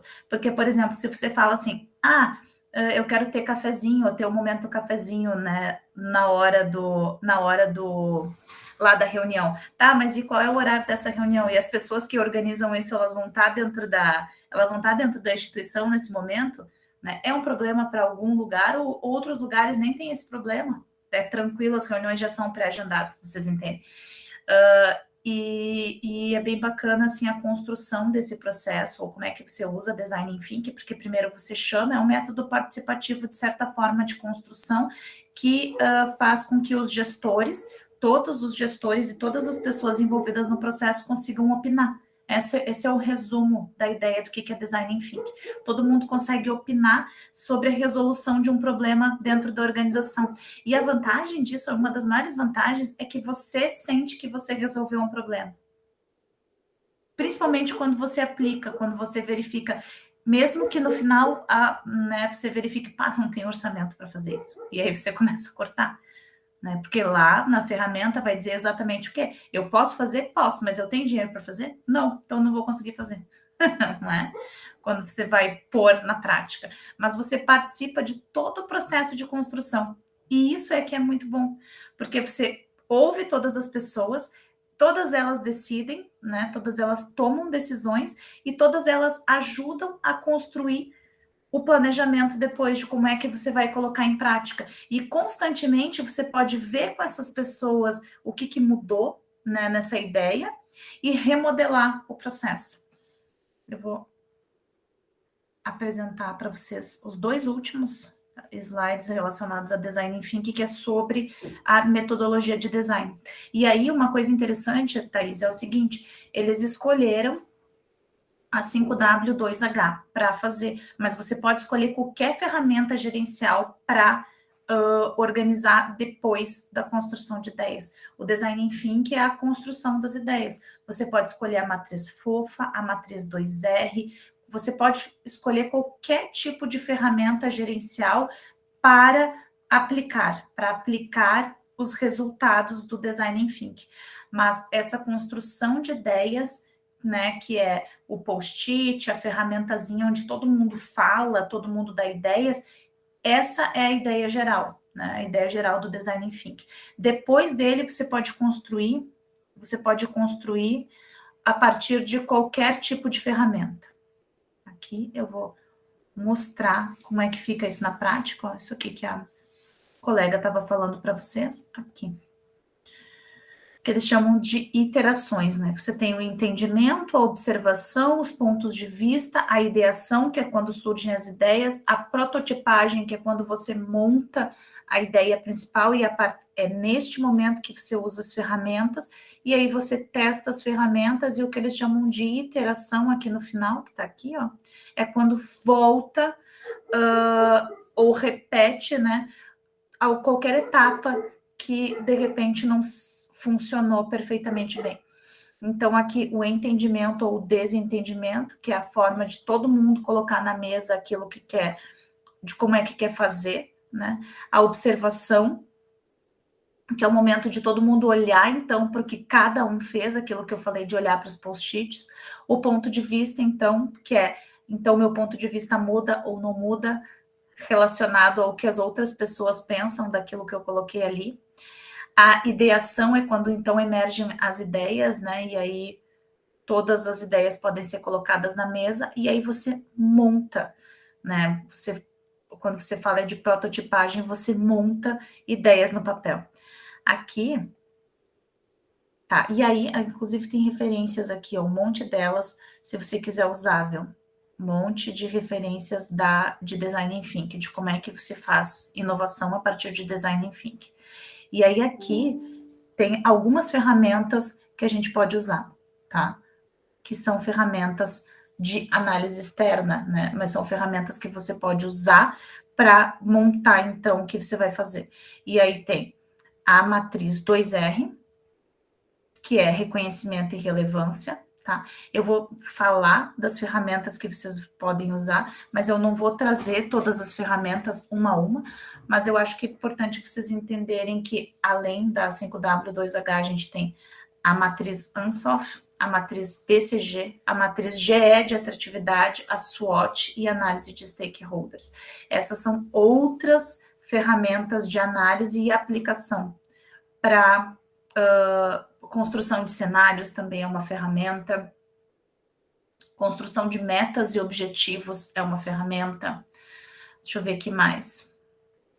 A 5W2H é uma ferramenta, a FOFA é a mais utilizada, todas as organizações utilizam, pegam a ideia ou o projeto e jogam na FOFA quais são as forças, as oportunidades, as ameaças e a fraqueza desse projeto, como é que eu crio metas, porque a ideia dessas ferramentas é como é que eu crio metas para atender cada um desses problemas que vão aparecer aqui no meu projeto, né? Então, a gente cria metas e objetivos para desenvolver o projeto lá. O projeto de vocês era o que mesmo, Thaís, falar nisso? Era... Cadê a Thaís? Qual era o projeto de vocês, Thaís? Era... O problema que eu citei o exemplo? O programa é a Rede Bem Cuidar, através dela Rede Bem Cuidar. Isso, tá. Esse era o objetivo do design, foi todo trabalhar o programa. E aí, dentro dele, verificar os problemas existentes e, a partir dos problemas, resolver os problemas, né? Isso. E aí, isso. Então, assim, quando a gente decide o problema, você decidiu o problema lá, você se organiza para resolver o problema e aí você pode aplicar qualquer ferramenta. A ideia, é claro, é que você crie metas, no final disso, crie cenários, metas e objetivos, tá? Os cenários são o que vai acontecer se a gente resolve esse problema. Esses são os cenários, o que vai acontecer no futuro, tá? As metas daqui a 1 ano a gente tem que, então, ter feito isso aqui para melhorar o ambiente. Daqui a 2 anos isso, daqui a 3 anos aquilo. São os objetivos e as metas relacionadas a isso. Então, a gente planeja para poder realizar as metas e os objetivos. Essa é a ideia. Pode falar, Thaís, não sei se você queria... Não. Não, mas é isso, né? Então, o design, enfim, que é a ferramenta gerencial inteira que você utiliza para verificação dos problemas e para verificar objetivos, propostas que podem ser utilizadas, e dentro dele você pode usar qualquer ferramenta gerencial para tomar as decisões, né? Então, essa é uma oportunidade, assim, que o design, enfim, que dá. Você pode escolher. Inclusive, dentro do brainstorming, as pessoas já vão, no geral, começar a falar disso. Elas vão dar ideias de ferramentas gerenciais que podem ser usadas, dependendo do problema que você tem. Se você está falando lá, por exemplo, do problema das escolas, eu tenho que construir uma escola porque eu estou com déficit da educação. Porto Alegre tem déficit da educação infantil, né? Faltam escolas de educação infantil, e aí a cidade, escolinha assim, né? A cidade paga para que essas crianças estudem em escolas particulares, né? Acontece um monte aqui. Você vai lá, entra com uma ação, as pessoas entram com ação e a prefeitura vai lá e paga a escola de educação infantil, porque não tem creche suficiente na escola, na cidade, tá? Ela poderia optar por construir escola. Por que provavelmente ela não optou por construir escolinhas ou fazer novas creches? Por causa do orçamento, porque daí ela tem que contratar profissionais. Contratar profissionais é você ter uma folha de pagamento maior ainda do que você já tem dentro da prefeitura. Aí vocês entendem? É um baita de um problemão, né? E aí ela opta por comprar as vagas dentro de instituições particulares, porque é mais barato para ela comprar a vaga, dentro das escolinhas do que contratar todo um monte de professores para lecionar. Vocês entenderam a ideia de Design Thinking? Falar nisso, do que é e como é que ela é utilizada dentro da gestão pública, porque pensem só, é uma ferramenta que foi produzida nos anos 70 para fazer produtos para as organizações. E agora ela é utilizada dentro da gestão pública para você ter ideias e resolver problemas da gestão pública e para você pensar nos problemas também da gestão pública.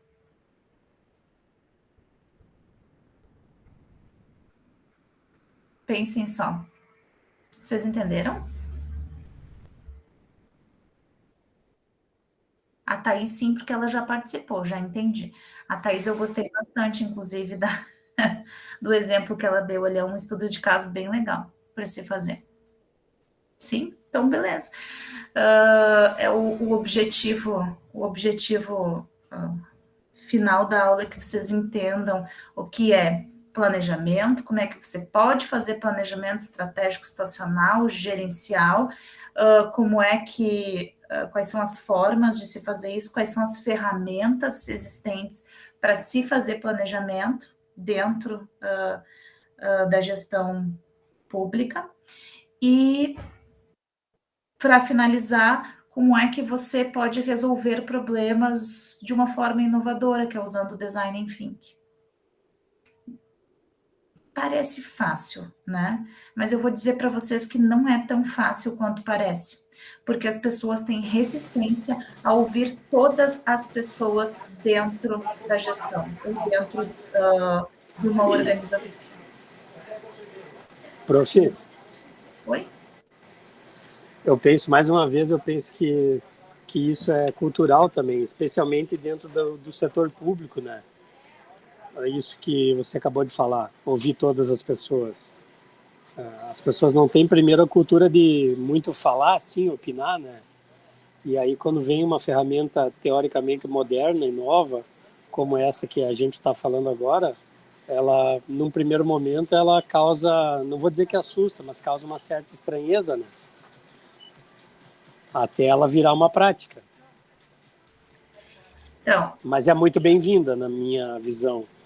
Então, ela pode causar um certo desconforto, porque depende da cultura organizacional, realmente.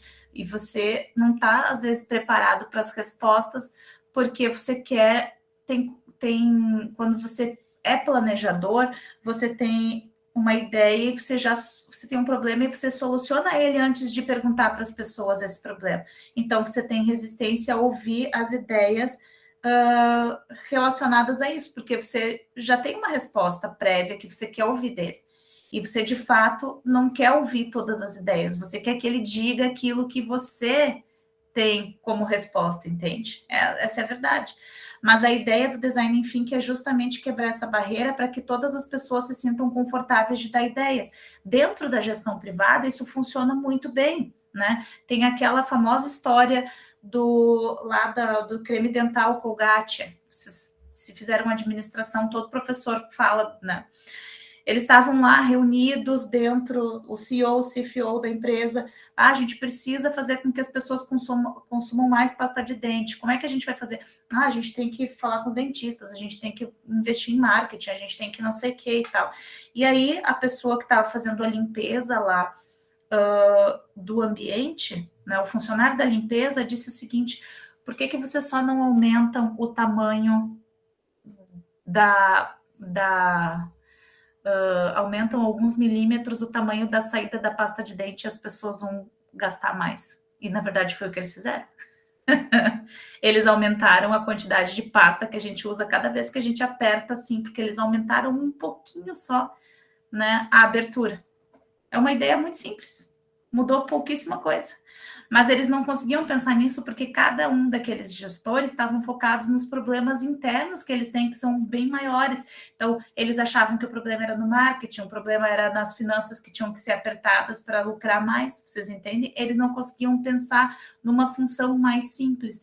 E é por isso que design thinking pode ser muito útil, porque então ele vai lá e vai perguntar para cada uma das pessoas o que elas pensam, e elas vão poder falar isso de uma forma mais franca.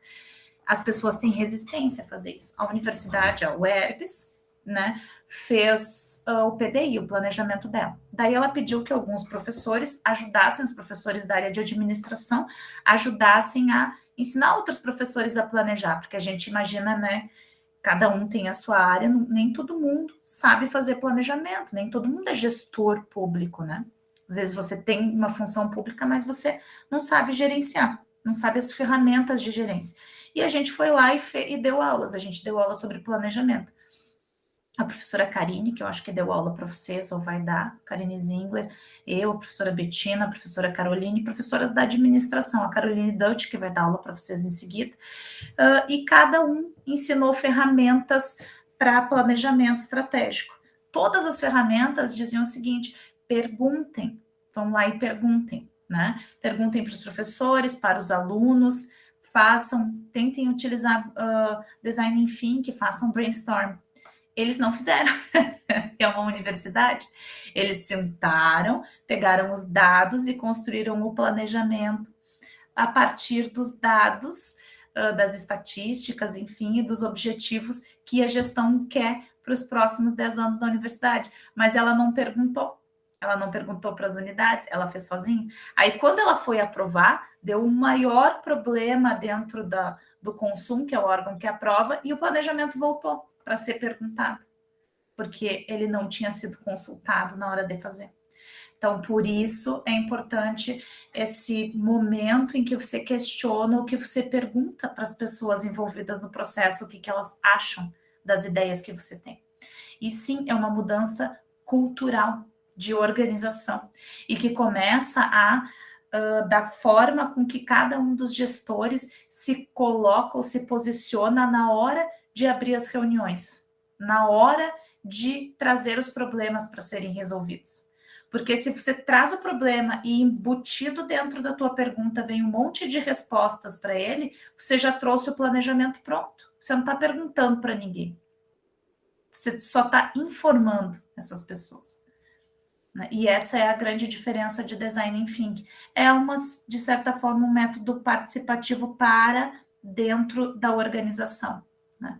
Para dentro das pessoas que compõem a gestão. Não é? É isso, não é, Thaís?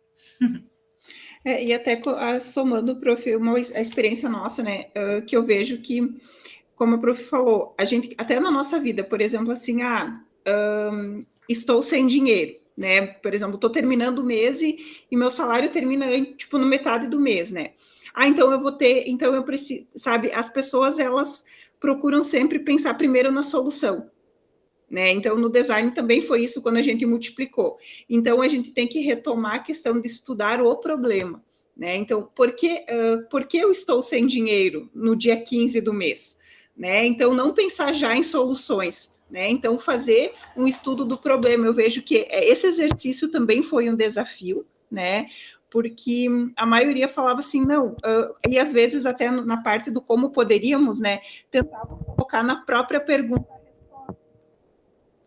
como poderíamos fazer reunião de equipe uma vez por semana. Mas o problema não era esse, o problema era a falta de reunião de equipe, né? Então, a gente fazia esse exercício, mas a questão... Peraí que travou, Thaís. É uma abordagem que não é muito utilizada, principalmente no ambiente assistencial de saúde, né, que era o que nós estávamos multiplicando, né, então, mas a questão que eu via muito presente era de tentar primeiro achar solução para o problema, e não estudar o problema.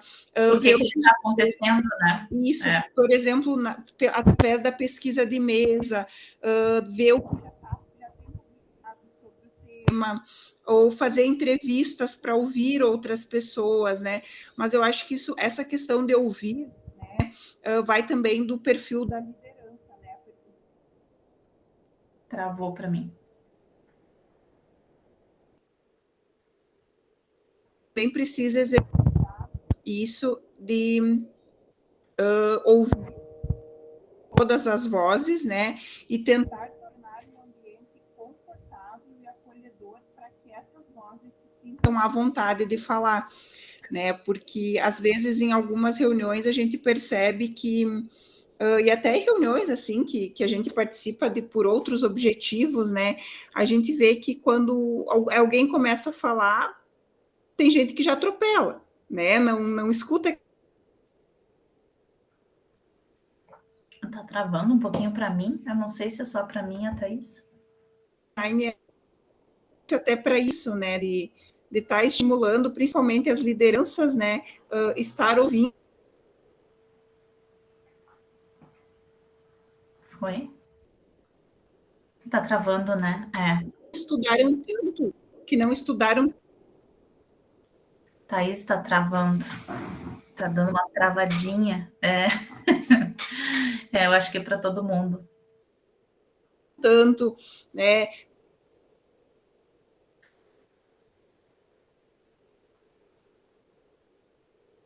Eu acho. De falar.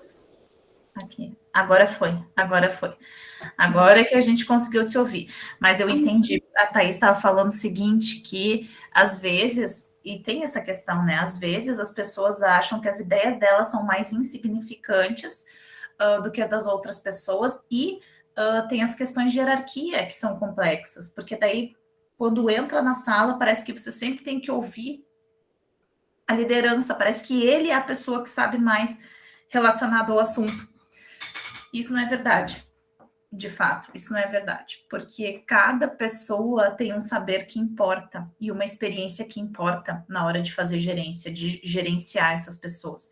Na verdade, o melhor líder é justamente aquele tipo de pessoa que consegue ouvir, consegue entender que ele não é bom em absolutamente nada melhor do que os outros, mas ele sabe quem ele consegue procurar, que são as melhores pessoas para ajudar ele a responder aquilo que ele precisa, né? Então, essa forma de gestão que muda completamente a cultura organizacional, isso, que muda completamente a cultura organizacional, porque parte do pressuposto que você precisa perguntar, e você precisa se perguntar de por que essas coisas estão acontecendo, é uma mudança cultural nas organizações, né?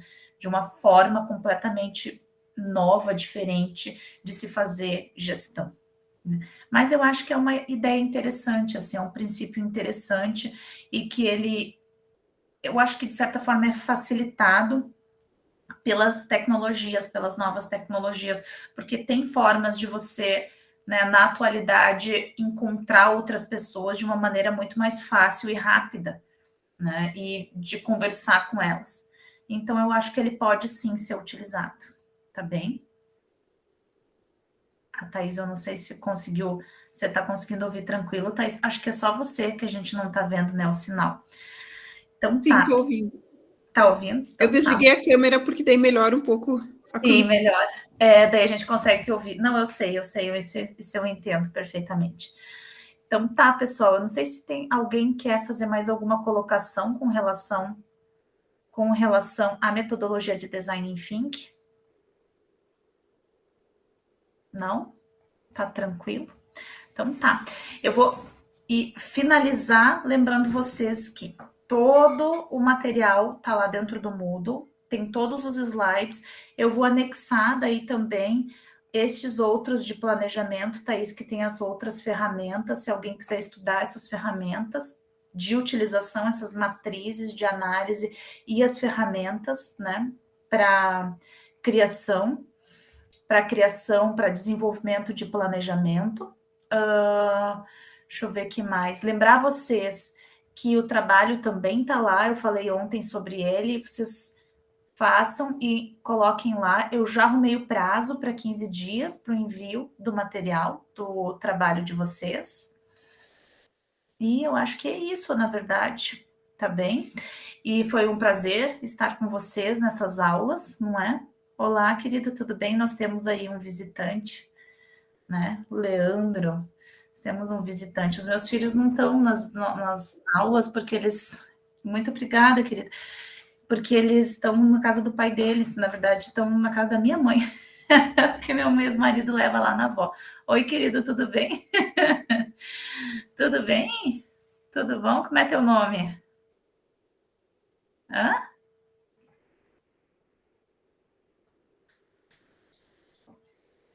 Não ouvi. Como é que é o nome dele, Leandro? Muito obrigada. Augusto.